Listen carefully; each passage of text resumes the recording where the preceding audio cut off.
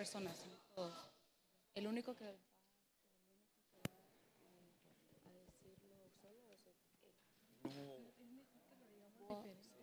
Tarde en German.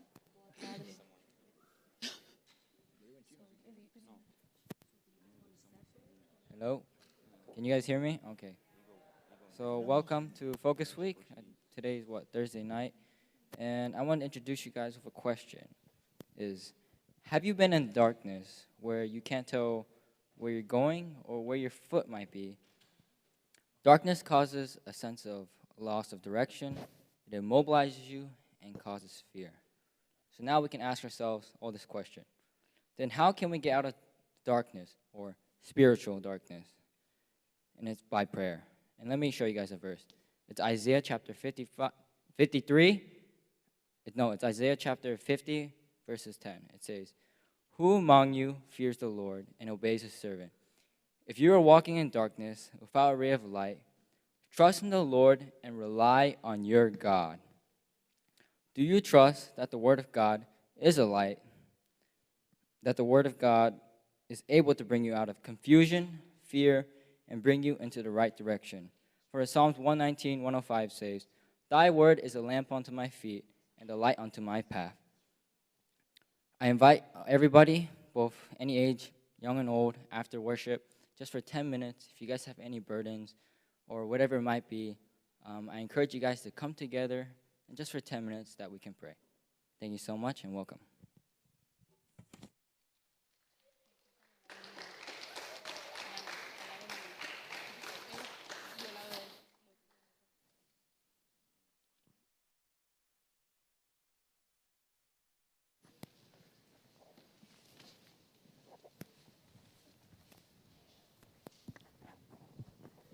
Good afternoon, VMA. Buenas tardes, VMA.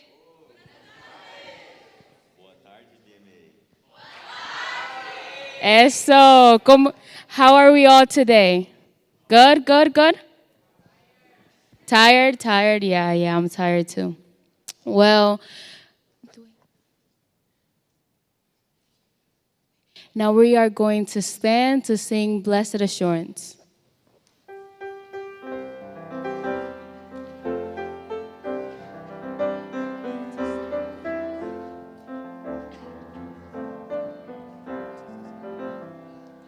Blessed assurance, Jesus is mine. Oh, what a foretaste of glory divine. Heir of salvation, purchased of God, born of His Spirit, washed in His blood.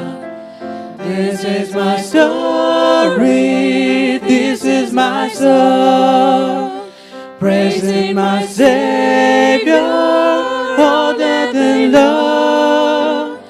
This is my story, this is my song, praising my Savior all that day long. Perfect submission, perfect delight, visions of rapture, now birds of my side. Angels descending, bring from above, echoes of mercy, whispers of love. This is my story, this is my song, praising my Savior all that day long. This is my story, this is my song, praising my Savior all that day long. And now we're going to remain standing and we're going to sing our theme song.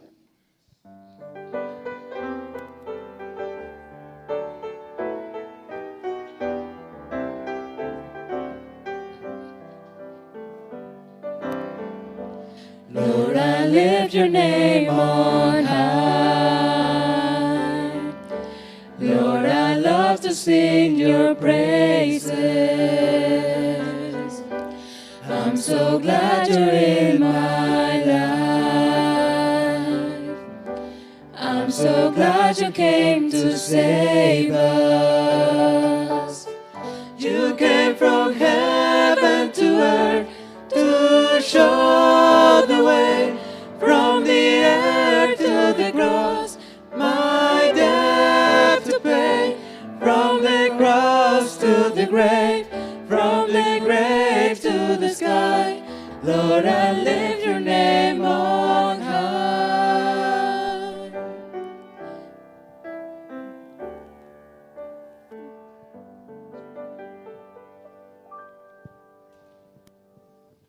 Okay, now let's all close our eyes for prayer. Dear Heavenly Father, Lord, we want to thank you for this day. Thank you for everything that you have given us, Lord. Thank you because it's the end of the day, our classes are over, and we finally get to take a breath and rest. Today I ask you to be with the speaker, Lord, that let it not be his words but yours, and that he can enlighten us with your word. In the name of Jesus I pray. Amen.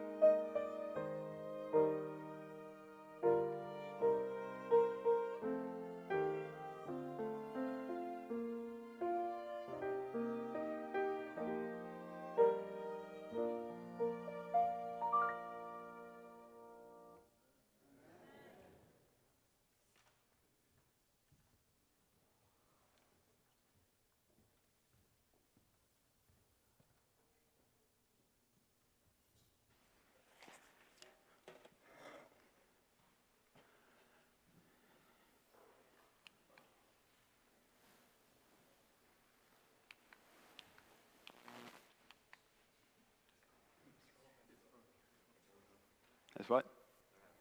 Ah, troubles. I probably wasn't helping anything. Wasn't it great to walk out today and be like, wow, fall. It's like wham, overnight. Put my long sleeve shirt on again. Came to work and got hot. Had to roll the sleeves up. Wishing I had a short sleeve shirt on. But it's at least hope that it's going to be a little bit cooler. How many of you like the cool weather? Yeah? Yeah, I like 60s and 70s and maybe 50s. When I lived in Mississippi, I grew up in Alabama. And when I lived in Mississippi for 17 years, you get used to the heat. And I find it funny. I've lived in Michigan and now Pennsylvania, and when people talk about humidity, I laugh. I lived 90 miles north of New Orleans, Louisiana, and was surrounded by swamps, real swamps, like with alligators, snakes, the whole route, bugs, more bugs than you can think. And it'd be 95 degrees and 100% humidity.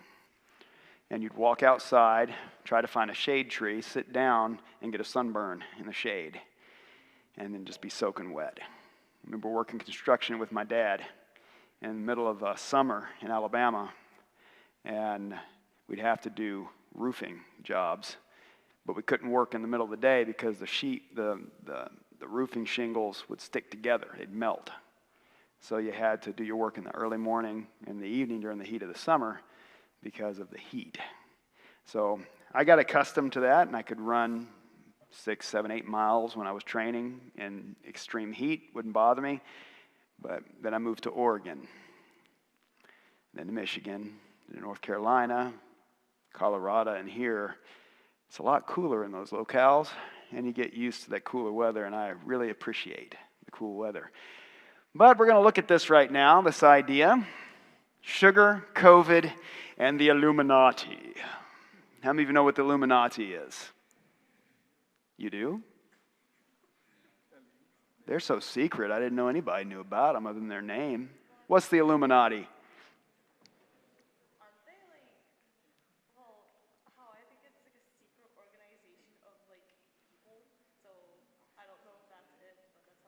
All right, it's a secret organization of people.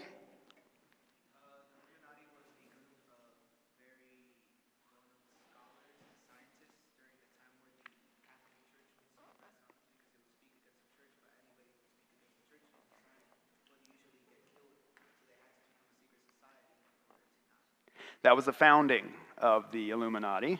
Yeah, if you remember the story of Galileo, he said the sun does not revolve around the earth, but the earth revolves around the sun. The Pope said, no, it doesn't. Galileo said, yes, it does. The Pope said, no, it doesn't. Galileo said, yes, it does. It's kind of like a kid thing going back and forth. The Pope said, I'm going to chop your head off. Galileo said, you know what? I think that the sun revolves around the earth.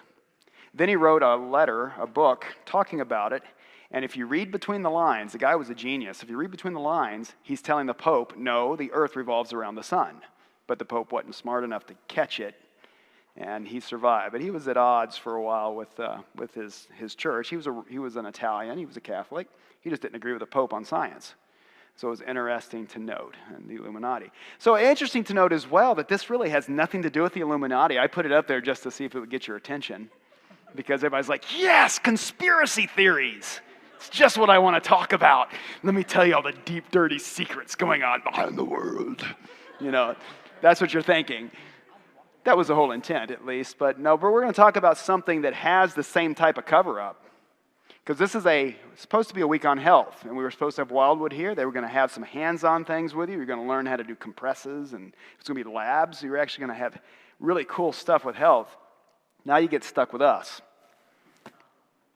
So I'll have some cool stories, but I'm not going to do any hands-on stuff. But we are going to be talking about sugar here a little bit. And it will be referred to COVID. We're not going to talk a whole lot about COVID, but we're going to be definitely talking about sugar and nutrition in general. So, oops, went too far. It's shifting here, but not there. I saw that it was our sacred duty to attend to our health and to arouse others to their duty. Do you know it was your sacred duty to take care of your health? Did you know that? Does that make sense? What's the Bible say? Your body is the what? the temple of God.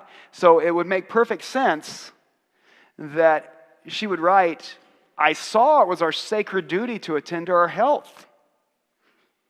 And this is not a talk on being skinny, medium, fat, whatever. This is a talk on health in general. My wife had a good friend in college. She was a beanpole. She was also 28% fat content. She was skinny as a bean, but she was almost a third of her body content was fat, which is too much for anyone. So you can't judge a book by its cover, generally. But it's our duty. And the last part of that, to rouse others to their duty. So it's not just your duty to look after your own health. You are your brother's keeper. Did you know that? You are your brother's keeper. You're not your brother's judge.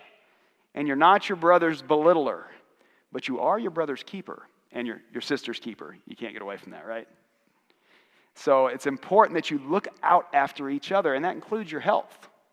And so we're going to talk about a few things. So we're going to start with a story. I want to introduce you to Ethan. This is Ethan Reeves. He came to us at Bass Memorial Academy in southern Mississippi as a junior. He was 5'9", 428 pounds. So he stood about right here. He was a gymnast. He was on my gym team. And any of you guys that know gymnastics, standing on his shoulders was like standing on the ground in wet sand. You didn't move. When he'd lock you in to his shoulders and you'd be on there, you would just cushion right into his shoulders and you just didn't move. I mean, it was pretty awesome stuff. He was very active. Unfortunately, how we got him, his parents, when he was in 8th grade, both his parents were murdered by his uncle. He lived in Sand Mountain, Alabama, which is about 45 miles from Collegedale, from Southern Adventist University, Chattanooga area. And his uncle was a little bit deranged. He was a drug dealer. That area of Alabama is one of the worst drug locales. Interestingly enough for you people, the county is mostly white. And it has a drug issue that's one of the top in the state. So drugs know no race, do they? And he said he would stand on his porch and he could see people making meth all around him. That's what he told us. I was a boys' dean then, so I got to talk to him quite a bit. After his parents were murdered, he gained 100 pounds in that first year. His grandmother was a good Southern cook, let me tell you. We got to know the grandparents. Grandfather was a great mandolin player, and so he helped us with our bluegrass band that was down there with some students we had. And we had built a good relationship with him. But Grandma didn't help him a whole lot. She cooked Southern food, and Southern food don't mean healthy. It's like fried chicken. When you fry chicken, you fry it in lard. So you got the fat for the chicken, the fat from the lard, and then you throw a stick of butter in just to make it crispy. So that's fried chicken in the South. You eat it, and you have to go to the hospital immediately. He's a socially driven person. Wherever people were, Ethan was going to be there. He loved people, but he loved stories more than people. Well, he liked them both.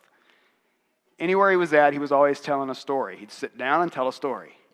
One of the interesting things about him, he was like an elephant in the room, literally. Our dorm rooms were small. He would be in the room with a bunch of guys. A bunch of guys would be telling all the stuff they were doing. Ethan loved stories, so then he'd come down to my office, sit down and said, "You want to hear something?" And then he'd tell me just enough of the story to get me interested, and not enough to allow me to correct his friends, unless you really, really pushed him. And he couldn't help himself. He loved stories, and he loved to tell whoever. He loved staff, he loved students, he loved everybody. He loved stories, he just loved to talk. But the problem with him, and that was, by the way, that was at Acrofest at Union College, Tennessee.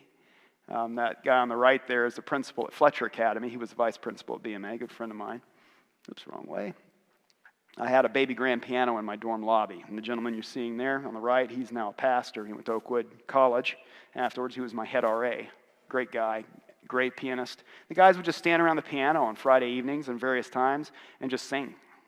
It was a really awesome thing. I'd love to get some baby grands in each dorm so you guys could do that. It'd be fantastic. That was one of his dates at his Is it not scrolling? There we go. Yeah. At one of the banquets, girls didn't want to date him, but they loved being around him because he just would talk. He was a talker. Problem is, he had poor eating habits. What he's holding there, that's our trip coming back from Union College. That is a sharing size, I think. It's one of those big sizes. So I went and looked it up. He ate that whole bag by himself, by the way, on that first day. Contains 75 grams of fat, 32 of which was saturated, 160 milligrams of sodium, that's not horrible, 182 grams of carbohydrates, depending on which camp you're in nowadays, that may or may not be horrible, 10 grams of fiber, so we did have something healthy in there, 160 grams of sugar. Now, 4 grams of sugar make up 1 teaspoon. 4 grams of sugar make up 1 teaspoon. So you can do the math. How many teaspoons of sugar? 4 goes into 160 how many times? 40. So that's 40 teaspoons of sugar. 3 teaspoons make a tablespoon. 4 tablespoons make a quarter cup. 4 quarters make a whole. So you can kind of figure out he ate a lot of sugar in a short amount of time. 1,500 calories. 1,500 calories. Did you know that most of you in here, by the size that you are, and by your age, 1,500 calories to 2,000 calories is what you should get in a whole day? So that tells you what was going on there. Now, he had a lot of mass, obviously, so it took more to keep him going during the day. It also meant he could lose weight faster, which we'll get to later. He had poor physical condition. Some of the stories that came from Ethan, he had sleep apnea. How I found this out, the first night, Sunday night, registration occurs, Ethan's there. I'm sitting, the boys' dorm at Bass Academy is set out in an L, like this. Here's the lobby, here is rooms, 2 stories, and here's rooms here over the lobby. My office is down here. So the sound that I hear has to travel in lots of ways. And I was sitting in my office, and I felt something rumble. Have you ever heard something and it feels like it's rumbling? It's like, what is that noise? So I get out and start walking down the hallway. I'm walking down the hallway, and it's getting louder. I'm like, where is this coming from?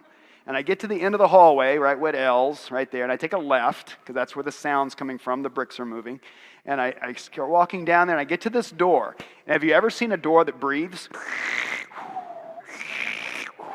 This guy I opened the door because I was afraid for his health, and I'll tell you why. Because I was standing outside marveling at the snoring. It was unreal. And it stopped. Just cold stopped. Well, if you know anything about sleep apnea means you actually stop breathing when you sleep. You can actually die from it.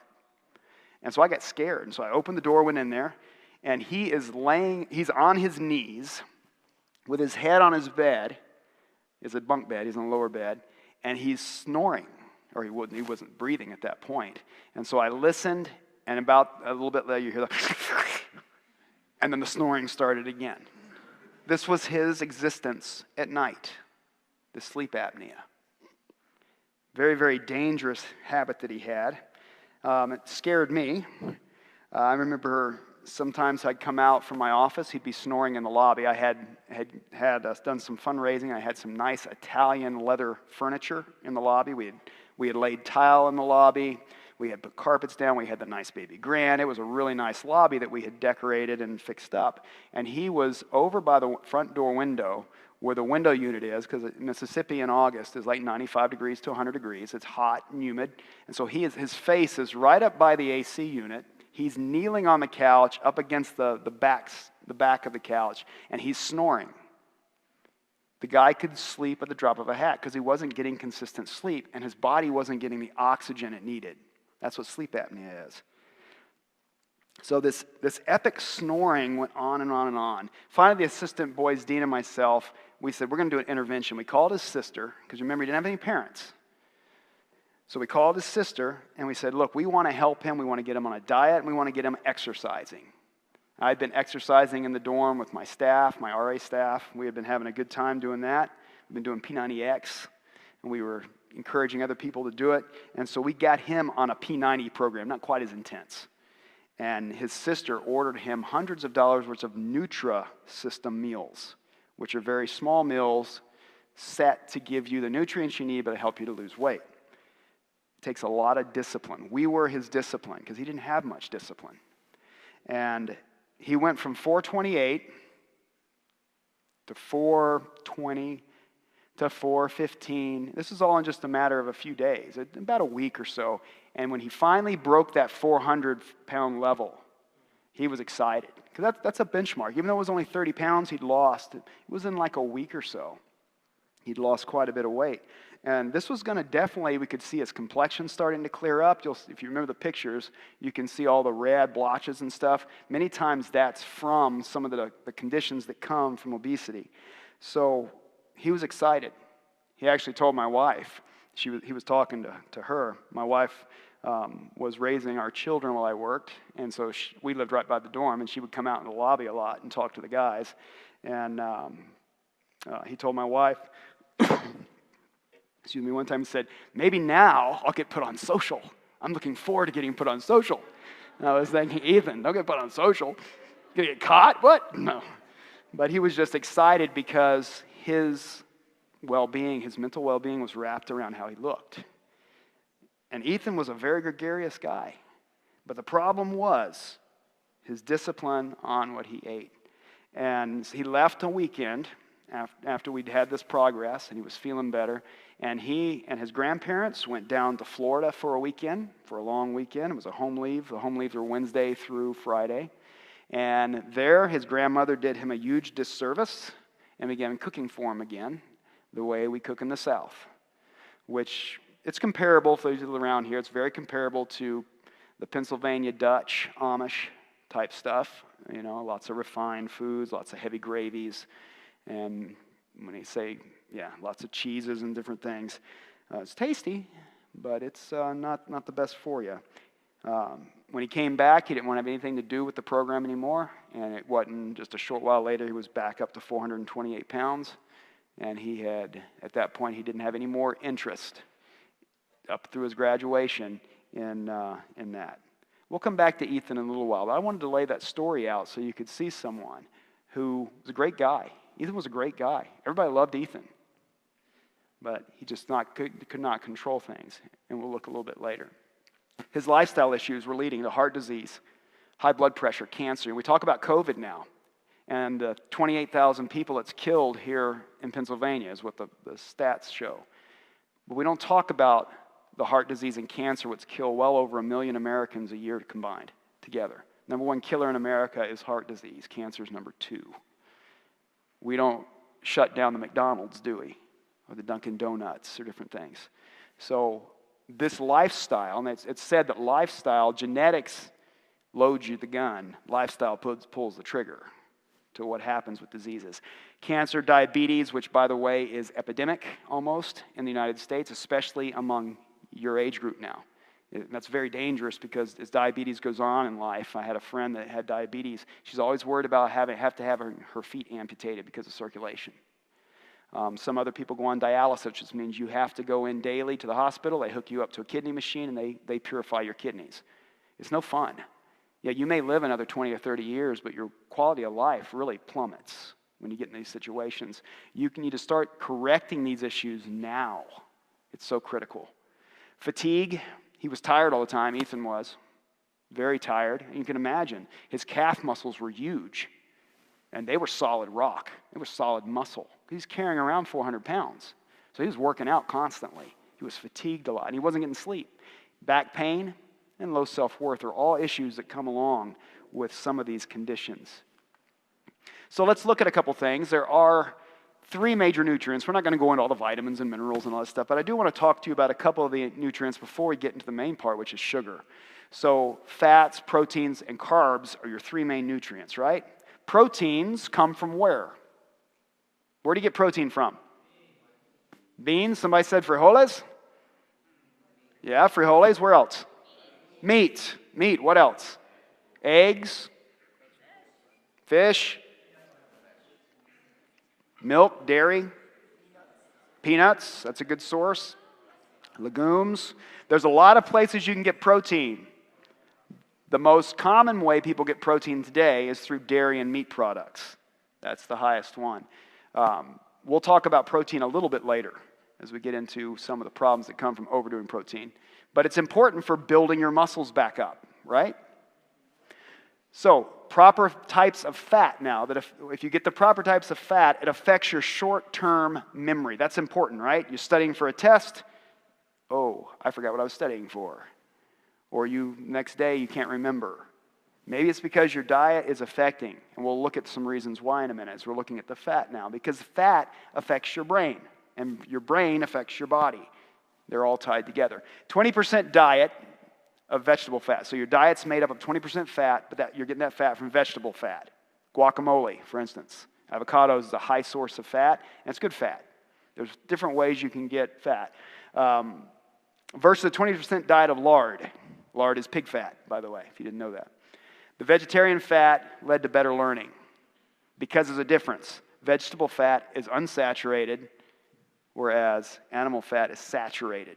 And there was a difference we'll look at later on. So saturated fat makes the brain-nerve communication more difficult. It limits that. I grew up eating meat, and I remember coming home on a Sabbath. My mom will have had a beef roast with potatoes and carrots all around it, marbled. That marbled means the amount of fat that's in it. My dad didn't like a lot of fat, so he pulled it off, but there's always fat in meat. If you didn't have fat and blood in your meat, it would taste like a chunk of rubber. And the urine. Those are the three places that get this flavor, uric acid. But we digress. So anyways, I remember sitting down after this heavy meal in a chair. What do you think I did? I couldn't think clearly. Couldn't think clearly at all. Now I know, then I didn't, that it was probably the amount of fat in that meal that made me feel really satiated in my stomach, but also sluggish. Your synapses are more flexible with an unsaturated fat. What's a synapse? It's what connects your neurons in your head. It's kind of like a bridge. So your body is talking, your brain is talking, it's communicating, it's telling you to do things, to put it in really unclear layman's terms. So it's important that your synapses are flexible because then they can create and move, and you don't want inflexible synapses. They run into walls and things. So in short, that's something to deal with your fat. So carbohydrates, the third one. This is the most popular one and the one we're going to look at. And everybody thinks, no, I like fats better. No, everybody likes carbs better, and you'll see why. Glucose is what the body wants. Glucose is a sugar. Anything that ends in an OSE is a sugar. Glucose is the form that the body wants to break everything down into and then consume it as glucose. The metabolic rate of the brain is 7.5 times higher than the body, so your brain takes a lot of energy, takes a lot of juice, glucose juice, to get going. 2% of mass, 15% of your metabolism. So this makes up 2% of your body mass, but it uses 15% of your metabolism. That's how you burn calories, how you burn nutrients. It needs large amounts of simple carbs. It's got to have it minute by minute. It needs it. If you don't and your blood sugar drops, how do you feel in your brain? Anybody here have blood sugar issues? Anybody know when your blood sugar drops, it's like, I just have no energy. I've got to get a cappuccino. Starbucks, where are you? And you drink that and you're like, I feel better. Immediately, because you've got an amount of sugar in it. And that sugar feeds you, and we'll talk about what it actually does later on. But you need large amounts of those simple carbs constantly in your brain. If you don't, you'll have a hard time thinking. That's why young children who don't eat breakfast don't do well in school as well as when they have breakfast. That's why now in public school, millions of dollars worth of taxpayer dollars are going to provide breakfast for students who can't afford breakfast and don't get breakfast because they realize the correlation in their studies. A brain is low on storage space. There's no closets in your brain for glucose. It just doesn't work that way. You'll have a 2-minute supply of glucose, so your body is constantly pulling glucose, your brain is, from your body. Just a background on that. So, did that make you hungry? Okay. Those are actually veggie burgers. I remember one day I was on a music tour at Bass Memorial Academy, and we stopped in Panama City, Florida, the beach place, and it was time to eat, and I ordered 2 veggie burgers, veggie whoppers, and a medium fry. Ended up being about 1,350 calories. You think that filled me up? No. I thought it would. I mean, two sandwiches and fries? Are you kidding me? I wasn't even close. I was craving other stuff. Because everything you see there is refined. It's either simple carbohydrates, sugar, maybe a little bit. The sandwiches never look like that. The lettuce never looks like that. What's wrong with people nowadays? Make me a sandwich that looks like, well, you got to go to Red Robin to get one that looks like that. But anyways, don't want to make y'all too hungry. But the point was, I had 1,350 calories of refined stuff, and I still wasn't full. I had plenty of calories, but I didn't feel full. So why? Refined foods are not steady. Snack foods are not steady. They don't have staying power. Complex is preferred by the brain and by the body. Whole grains, these have fiber in them. These don't have that removed. Potatoes, whole potatoes, not just the white part. Mashed potatoes, I'm sorry if it doesn't have the skin. It's just starch, and the body doesn't do as well. I know, I love mashed potatoes and gravy. Cereals, rice, whole fruits with the skin. If you take an orange and you squeeze the orange juice out of it, it's still pretty good, still okay, if you just fresh squeeze it. But it doesn't have the same pop as if you eat the white pulp around the outside with it. That's what slows down the body's use of the glucose and the sugar in there. So you've got to have the fiber, you've got to have the pulp, you've got to have the roughage. Roughage is like a Brillo pad going through your intestines, cleaning things out. You need it for various reasons. Remember, fruit has fiber, snacks and juice don't. You go get a juice from somewhere, you're just drinking raw sugar, and we'll see what that does. What's the most abused carbohydrate? Sugar. Bar none. So a study of 46 5-year-old boys. They took 46 5-year-old boys. Think back when you were 5. I mean, some of you may have brothers and sisters that are 5. Funniest thing I've heard is say, oh, sugar has no effect on the behavior of children. I ask them, do you have children? Because what do you think happens when I gave my little son sugar? Exactly. He's like, that's exactly what happened. Like, stop. Come here. And us running around the walls. That's him because sugar affects us in certain ways. So they found that the group that had less sugar had a superior attention span. Imagine that. Most parents, especially from the older generations, could tell you that without even having to open a book. They've seen it in their own kids. They're more accurate responses. Not explained. Now, this is important. It's not, these answers and successes and things and results were not explained by their IQs. There was no change in the IQ. The social or educational status of parents. So this happened to kids who were from rich, poor, middle class, black, white, Hispanic. It didn't matter. The baseline was the same for all of them. Sugar took down their attention span. Test results showed that boys on a low sugar diet performed the equivalent of 1 letter grade higher. That's substantial. So I mean, if you're an F student and you get off sugar, you'll immediately pass. If it was only that easy. Yeah. You want that A, get off sugar. It'll help your attention. And there's some real truth to that. So this is a video. I think we're going to switch over to it to show you a little bit of what sugar does to you when you intake it.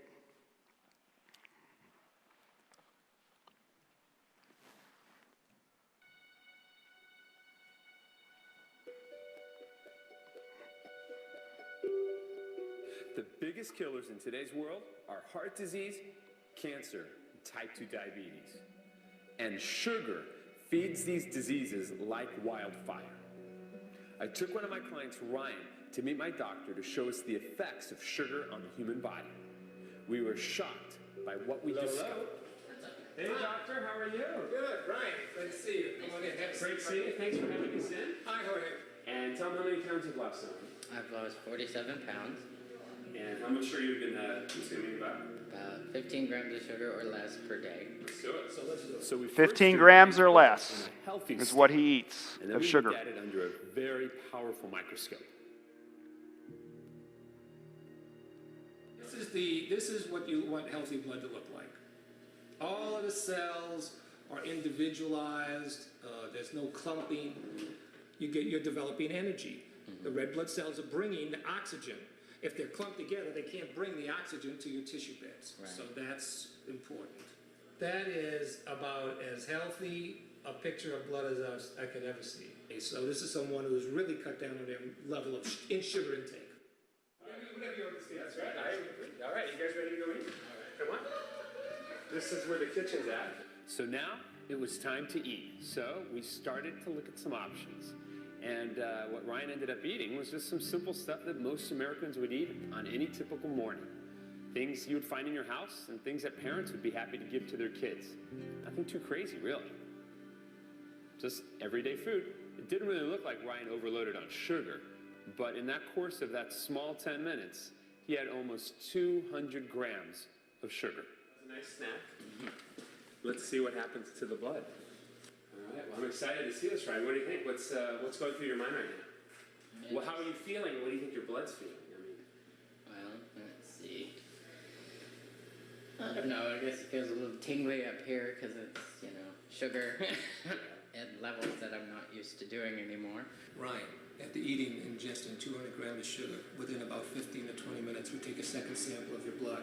And what we see is rouleau, that's a French word meaning stack of coins, where you've lost the ability to have your energy manufactured in the body. You can no longer bring the energy to your cellular beds.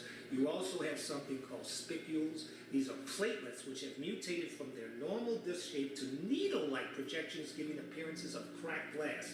There are heavy proteins in the blood, and it slows the liver down due to much fat that develops in the blood. So when we have this stacking of, I kind of, don't you think they look like caterpillars? Look at caterpillars, and the sugar actually does convert in the liver to fat. Yes, right. That's what's happening. So it's like gluing it together. Gluing it together. Americans are ingesting tremendous amounts of high fructose corn syrup, along with all of these synthetic chemicals like sucralose, which is Splenda, aspartame. These are toxic chemicals, and their cells are being held together by duct tape. And they don't know it. They don't know it. And when this reveals a very powerful image of what happens to you, this is very powerful. What do you think about this, Ryan? When you see this, I mean, what do you see when you look at yourself like a caterpillar? We can go ahead and stop it now. As before. So what you saw, just to make sure it's clear, the first video you saw was low sugar in the blood, and you saw red blood cells bringing oxygen to the body. What you saw in that second video, the second part of the video, was when he's got a lot of sugar in his system, the cells clump together and they don't work as well to bring oxygen to your body. And what do you feel like? You don't feel as good. You're not getting that oxygen. And oxygen brings life to your body. So, in the middle of all this, what am I telling you this for? Well, I want you to be healthy. I want you to think about what you're eating. It doesn't mean you can't ever have a donut. It's not what it's saying. What it is saying is you need to watch the amount of sugar you intake. So, here's some candy bars for you. Look at those different options. Some of you are thinking, which one? How many of you like Almond Joys the best? Hey, there's a few Almond Joy people. Okay, yeah, Almond Joy's got nuts. Mounds don't, right? How many of you prefer Three Musketeers? This is your favorite bar. Hey, I didn't think we were going to get anybody. You're the first one in a long time with Three Musketeers. I used to love those growing up. M&M's. Any type of M&M is your favorite. All right? Hershey bar. Plain old Hershey. Good old American chocolate. There's a few of you here, yeah? Chocolate lovers. Butterfingers. There's one. Okay, there's one. Yeah. How about Milky Way? There's a few Milky Ways. Kit Kat. Ah, more hands. That's your favorite. Remember, it's your favorite, so only vote once. Twix. Yeah. And then the granddaddy of them all, Snickers bar. Oh, you people that don't put your hand up, you don't know what's wrong with your taste buds. Everything. That's right. So, what is it about the Snickers bar? Well, a Snickers bar has 11 grams of fat in it. One Snickers bar. Shh. 83 grams of sodium, that's salt, 28 carbs, 3 protein, 1 fiber, 20 grams of sugar. How many should a person have? Not a whole lot per day. It's like 15 for men, 10 for women, is what the recommendation by people who are concerned about sugar. The sugar industry people, they want you to eat as much as you want because they make money off of it. Follow the trail.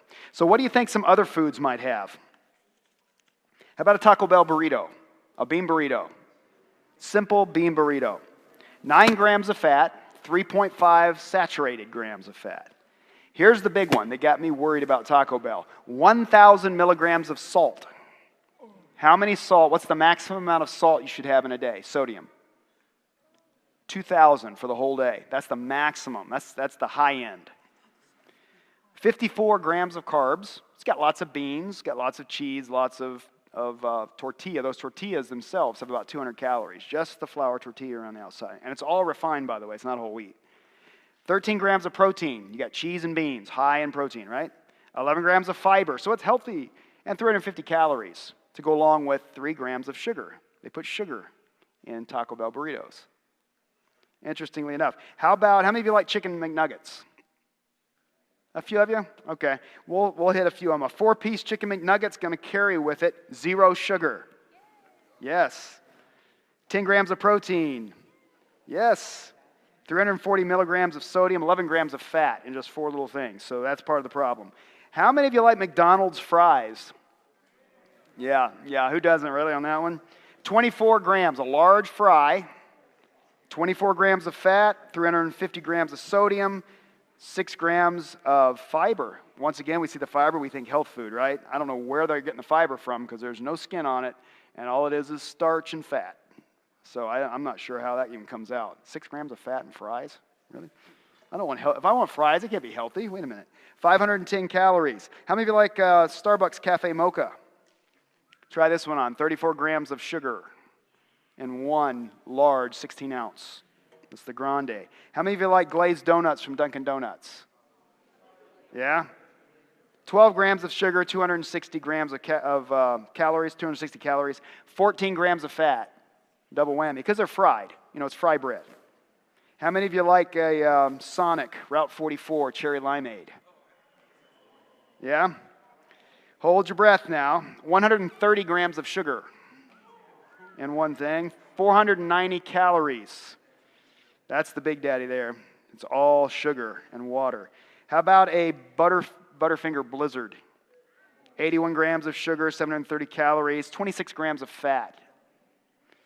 McDonald's Quarter Pounder with cheese. That's one of the more famous burgers. 28 grams of fat, 1,120 grams of sodium, milligrams of sodium, 10 grams of sugar in a hamburger. That's 2.5 teaspoons, by the way. 540 calories. It does have a little bit of fiber. Has a lot of protein because the meat and the cheese is going to have high protein in it. But a lot of sugar. These are just examples of things we eat daily maybe or regularly.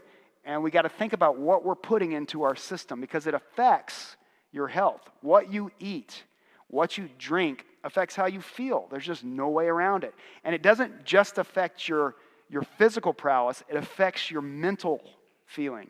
If you've ever watched Super Size Me, some of you have. Remember, he got addicted to the food. And he was having mental issues because he was addicted. If he didn't have his next McDonald's, he was starting to feel an addiction to it. I mean, it just happens that way. I've felt those addictions. Now I have those addictions to more refined foods. Capellini pomodoro. But anyways, we still like these things. They taste good, right? Yeah. If only broccoli tasted like a Snickers bar, where would we be? So sugar's a carbohydrate. Carbohydrates, your frontal lobe loves carbohydrates. So that means high sugar diet is optimum brain performance, right? Give me a Snickers bar. But unfortunately, that's not the case. We can only wish that that would be it. Sugar and whole foods keep the blood sugar level low, and that's important. So what about refined sugars? Refined sugar enters the body, and the blood sugar rises. So you take in refined sugar. Let's say you take a Coke, and you drink your Coke. High sugar, about 46 grams of sugar in one 12-ounce can. You drink that down. The body reacts to it because it is kind of compact. It's kind of like really powerful nutrients. And it reacts to it like it's receiving a big meal. And so it releases a lot of insulin, which is what the body releases to deal with the sugar. It goes after the sugar, attacks the sugar, but the sugar is refined. It doesn't have any fiber to hold it. Like you eat an apple, how many of you could eat 10 apples at a sitting? How many of you could eat 10 donuts at a sitting? If you've ever had Krispy Kreme donuts, hot, fresh off the thing, they're easy to eat a dozen of them. So there's something about that fiber in there, but you take that drink in, and the body sees it, releases that insulin, it goes after it, and then the sugar dissolves away quickly because it's refined. And then you have all these insulin particles floating around in your body, and guess what they do? They start looking for things to digest, or start the process of metabolism. And then it drops your blood sugar lower. Then what do you got to do? I got to go get a honey bun. Or I got to go get this. Or I got to get some cookies. I need something. My blood sugar's dropped. I can't think clearly. Because your insulin's floating around. And then suddenly, that honey bun hits your system, all 500 calories of it. Regular honey bun. Tasty 500 calories, but it's not good for you. And what's the body do? Same thing. Releases more insulin, goes after the sugar. The sugar's refined. It disappears quickly. And you've got more insulin, and your body tanks again. And you need a pick-me-up. And what do? You go get more refined foods. And that cycle continues and continues, and it actually plunges you lower each time. It's just like this all the way down. So what is it called? This is called hypoglycemia. It is not a good thing to have happen to you. The snacks drive up your blood sugar, and the brain takes 45 to 75 minutes to regain normal function after your blood sugar is normalized. So after all this process, the insulin is released, the blood sugar becomes neutral. The insulin's still there, remember. Now it takes your brain from that point almost an hour and a half, 45 minutes to an hour and a half roughly, to normalize again. But the problem is the insulin's still looking. It's still trying to drive. It's still trying to destroy things. And then you have to eat more. When you eat more, your brain never really regulates because you're on this roller coaster ride. So that's why it's important to eat non-refined foods. So now what? High-quality breakfast of whole grains, fruits, and small quantities of nuts. That will give you the longest staying power. So what about an addiction? Carbohydrates are brain food. The brain loves it. Meat is devoid of carbohydrates. There is no carbs in carbohydrates. Sorry, in meat. It's high in fat and protein. That's what meat is. So studies are showing that meat appears to cause subtle frontal lobe impairment. Well, we talked about what it does to the synapses. Listen to this quote. This is from the 1800s. Eating much flesh will diminish the intellectual activity. Students would accomplish much more in their studies if they never tasted meat. When the animal part of the human nature is strengthened by meat eating, the intellectual power diminishes proportionately. And a simple reason we just learned, when you eat meat early on, it affects your synapses. It makes you sluggish. I want to nap after I eat a heavy meal. You don't want to think about algebra. So the brain adapts to your lifestyle, and the change may lead to short-term drop in brain efficiency. Is this indicative of an addiction? We're not going to watch this video. It's too long. We need to get on. So what that other video showed was, it was 4 specialists they talked to about sugar. This was a 60 minutes clip. And on that clip, they talked to people about what sugar does to the body, its effects on cancer, and how the glucose is cruising around, and a cancer cell has receptors on it for their insulin receptors, and when the glucose sees that, they go right into the cancer cell, they feed the cancer cell, and it grows. That's one of the points that we're going to make. The last point, though, is the one I want to look at. They had a specialist in Oregon, a research doctor, who was showing, he put people in an MRI where they can see their brains, and then he would drip sugar water into their mouth. Just drip it in there. And when it hit the mouth, the brain receptors for pleasure fired up, and it released dopamine. Dopamine is a hormone, or what's it called exactly? It's a chemical in the body. Thank you. That covers a lot. It's a chemical in the body that gives you pleasure. It's like endorphins, dopamine. Dopamine's released when you take drugs. When he started doing this research, he found out that sugar on the body had the same effect on the brain as cocaine. The same addictive power as cocaine through these studies of studying different people's brains as they were taking in sugar. And of course, then he published those studies. It's interesting. Sugar's addictive? How many of you think sugar's addictive? How many of you know from experience that sugar's addictive? And my hand's up twice. My wife always tells me, you have a sweet tooth. I don't have a sweet tooth. I just like donuts and cake, and I don't like ice cream so much. But I love cookies, and I love pudding, and maybe I do have a little bit of a sweet tooth. I was again shown that the health reform is the one branch of the great work which is to fit a people for the coming of the Lord. The health reform movement, wait a minute, the health reform movement is preparing people for God's soon return? It's as closely connected with the third angel's message as the hand is with the body. We've always heard the health message is the right arm of the gospel. You can reach people through health. It's important. People have questions now. I had COVID. You know what I took for my COVID? Vitamins. I did rest. I did the Adventist method of treatments. Only thing I didn't do is hot and cold treatments, which would have helped even that much faster. Vitamin D, vitamin C, zinc, bromelain, these different things. I had very few my symptoms were mild. Within 2 days, I had no symptoms. I got tired once on the third day, and then I had no symptoms. Nothing. I felt fine. I just sat around in my house thinking, why can't I go to work? Because I had done some of the things that God said, do this, and you can treat it. And I'm not going to tell you that you shouldn't go to the hospital. You have to decide that if you get COVID. But I'm telling you what worked for me. And I had a strong immune system because I don't eat much sugar. Because I try to drink water. There's different things you can do to help your body be able to fight off these diseases. And by the way, we hear a lot about COVID, but the flu's a big killer too. And if COVID ever goes away, the flu's still here. It's been around since 1918. Be not deceived. God is not mocked. Whatever a man sows, that he will reap.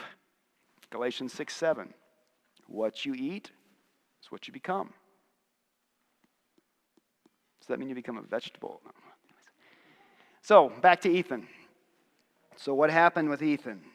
Well, Ethan graduated, went home to Sand Mountain. I remember talking to a pastor friend of mine up on the mountain after Ethan had died at age 21.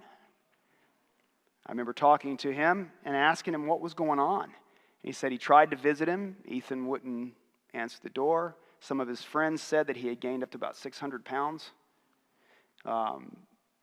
He had finally gotten help, was in the hospital, and was in good spirits. He was thinking about how he was going to try to change or whatever. He was giving people good responses. That night, blood clots released and killed him. 21 years old. All because of lifestyle. All because of what he put in his mouth. Now, that's an extreme situation. Nobody here fits that package. But I'll tell you this, my uncle didn't eat much better. Age 44, he had his first heart attack. His quality of life went down the drain. And you're thinking, well, what does it matter if I live to 70 or 80? What's 10 years? Well, tell that to the 70-year-old that's about to die. Or this very important thing. What's your quality of life going to be?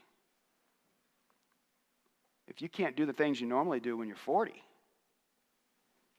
wow, 40 becomes 70? You got 30 years till you're 70, and you're acting like a 70-year-old when you're 40 because of your health. It's important that you take a hold of your health now, and what you put into your mouth has a long way to go with that. There's so much with health. We could talk about healthy ways to eat meat if you wanted to. There's a healthier way to do it. It's not the best way. It's all secondhand, but there's healthier ways than McDonald's, let me tell you. And the Bible tells us, this is a promise. This is something God wants for each of you. Beloved, I wish above all things that you may prosper and be in health, even as your soul prospers. God's given you the mechanisms. He's given you a body that can fight disease. He's given you a body that can have you do wonderful things. Great things. But if you destroy that body, if you destroy your body by things that you do, your lifestyle, you will pay the price eventually. What age? Everybody's different. We don't know. Your genetics loads the gun. Your lifestyle choices pulls the trigger. If you know you already have preconceived or pre-problems because of your genetics, or you have cancer in your family, Don't smoke cigarettes. You shouldn't smoke cigarettes anyways. That choice pulls the trigger on the gun. God tells us, I wish for you to prosper and be in health. That's what he wants for each of you. But he's not going to force it. What you choose to eat is between your decision making. God will help you, but if you don't want it, he's not going to force you. But what you eat, you will become. God wants you to prosper and be in health, but it's your choice.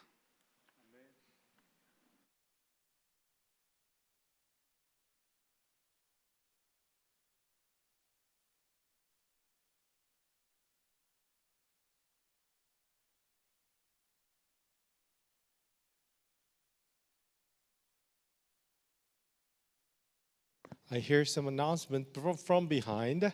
I want you to, as you're leaving today, I want you to pick up your trash in the sanctuary. We have noticed a lot of some papers and things, and even your bags or books. One announcement again too.